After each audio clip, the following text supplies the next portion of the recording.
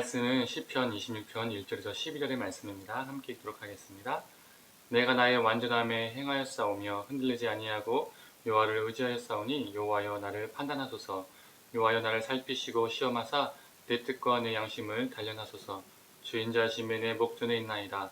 내가 주의 진리 중에 행하여 허망한 사람과 같이 앉지 아니하였사오니 간사한 자와 동행하지도 아니하리이다. 내가 행악자의 지폐를 미워하오니 악한 자와 같이 앉지 아니하리이다. 여호와여 내가 무지함으로 손을 씻고 주의 제단에 두루 다니며 감사의 소리를 들려주고 주의 귀한 모든 일을 말하리이다. 여호와여 내가 주께서 계신 집과 주의 영광이 머무는 곳을 사랑하오니 내 영혼을 죄인과 함께 내 생명을 살인자와 함께 거두지 마소서. 그들의 손에 사악함이 있고 그들의 오른손에 뇌물이 가득하오나 나는 나의 완전함에 행하리오니 나를 속량하시고 내게 은혜를 베푸소서. 내 발이 평탄한 데 섰사오니 무리 가운데 여호와를 송축하리이다. 아멘. 아침 묵상을 함께 하신 우리 모든 성도님들에게 하나님의 은혜와 평강이 있기를 간절히 소망합니다. 오늘 본문을 보면 시편 기자는 하나님께 두 가지 역할을 간절히 부탁하고 있습니다. 첫 번째는 자신의 변호인이 되어주시길 바라는 거고, 두 번째는 자신의 재판장이 되어주시길 바라는 거죠. 요즘 말로 하면 자신의 변호사와 판사가 되어주기를 바라고 있다는 것입니다. 자신을 비방하고 해하려 하는 원수들로 인해서 그는 지금 하나님께 호소하고 있는 것으로 보입니다. 법정에 서서 변호사이자 판사이신 하나님께 자신의 억울함을 호소하고 자신을 변호해 주시고 동시에 자신의 삶을 판결해 달라는 거죠. 1절에 표준세번역은 이렇게 말하고 있습니다. 주님, 나의 무죄함을 밝혀주십시오. 나는 올바르게 살아왔습니다. 주님만을 의지하고 흔들리지 않았습니다. 그는 자신이 올바르게 살아왔음을 하나님께 호소합니다. 우리 개역개정에는 완전함에 행하였다라고 말하고 있죠. 여기서 완전함이란 하나님과 같은 완전함 또는 완벽주의를 말하는 것이 아니죠. 이 세상에 온전히 완전한 존재는 하나님밖에 없습니다. 그가 완전함에 행하였다는 것은 하나님과의 올바른 관계 속에서 머물기 위해서 매 순간마다 발버둥치며 살았다는 것이죠. 창세기 6장 9절의 성경은 노아에 대해서 이렇게 말합니다. 이것이 노아의 족본이라 노아는 의인이요 당대의 완전한 자라. 그는 하나님과 동행하였으며.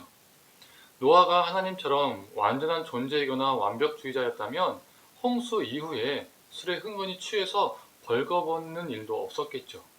노아도 그리고 오늘 시편 기자도 부족함은 있지만 하나님과의 올바른 관계 속에서 살기 위해서 발버둥치며 살았던 존재라는 것을 알 수가 있습니다.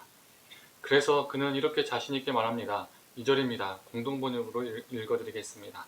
야훼여 샅샅이 키워보고 알아보소서. 속속들이 내 마음을 뒤집어 보소서. 하나님이 저에 대해서 제일 많이 아시지 않습니까? 샅샅이 키워보시고 다 뒤집어 보셔도 하나님 이 상황 속에서 내가 무죄한 거 아시죠? 하나님 저 악인들이 저를 비방하고 억울하게 만든 거 아시죠? 라는 당당한 고백이자 호소인 것이죠. 오늘 시편 기자가 이렇게 하나님께 자신 있게 호소하고 당당하게 변호해달라고 말할 수 있었던 근거는 두 가지가 있습니다. 첫 번째로 4절에서 5절을 보면 알 수 있는데요. 허망한 자, 간사한 자, 행악한 자, 악한 자와 같은 사람들과 함께하지 않았기 때문입니다. 그들의 삶에 물들지 않았기 때문이죠. 9절에서는 그들의 오른손에는 뇌물이 가득하다고 말합니다. 즉 그들은 살기 위해서 이 땅에서 더 나은 삶을 살기 위해서 불의와 악에도 서슴지 않았다는 것을 알 수 있죠. 그러나 자신은 그렇게 살지 않았다는 겁니다. 그들의 손에는 뇌물이 즉 불의와 악의가 가득했지만 자신의 손에서는 6절을 보면 손을 씻고 주님의 제단에 두루 돌아다니겠다라고 말합니다. 즉 정결한 손으로 하나님의 임재 가운데 살겠다는 것이죠. 이처럼 그들의 손과 시편 기자의 손은 전혀 다른 손이었다는 겁니다. 그들의 삶에 물들지 않는 삶이었기 때문에 그는 당당히 하나님께 간절히 또 호소하고 있는 것이죠. 두 번째로 3절에서 볼 수 있습니다. 제가 공동번역으로 읽어드리겠습니다. 당신의 한결같은 사랑만을 쳐다보면서 당신의 진리를 따라 살았습니다. 하나님을 향한 순애보였다는 것입니다. 다른 것에 사랑을 주지 않았다는 것이죠.